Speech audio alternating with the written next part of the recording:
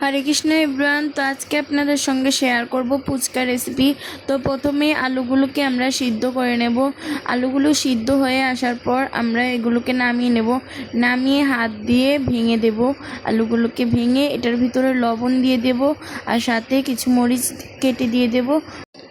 মরিচ দেওয়ার পর এটার উপর দিয়ে আমরা মশলা দিয়ে দেব। মশলা দেওয়ার পর এখানে আমরা তেল দিয়ে দেব। তেল দিয়ে এখানে যেই টক জলটা করা আছে ওইটা দিয়ে দেব। টক জলটা দিলে একটু স্বাদটা একটু ভালো হয়, ভর্তার টেস্ট একটু ভালো হবে। এরপর দেখে নাও টকটা কীভাবে বানাতে হয়। তো টকটার জন্য প্রথমে তেঁতুলগুলোকে জলে কিছুক্ষণ ভিজিয়ে রাখার পর এখানে আমরা কিছু মশলা দিয়ে দিচ্ছি। এটা তোমাদের ইচ্ছে মতন কিছু মশলা দিয়ে দিবে, দিয়ে নাড়িয়ে নেবে কিছুক্ষণ।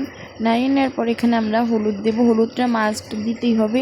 তারপরে এখানে আমরা জিরার গুঁড়ো দিয়ে দেব, দিয়ে কিছুক্ষণ নাড়িয়ে নেব। নাড়িয়ে আমরা বিট মশলা দিয়ে দেব।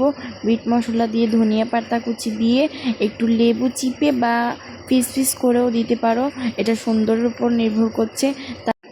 এরপর আমরা এখানে শসা আর লেবু কেটে রেখেছি।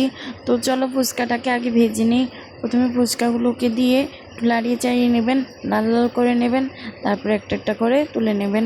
তুলে নেওয়ার পর এবার ডেকোরেশন করে ফুচকা খেয়ে ফেলো।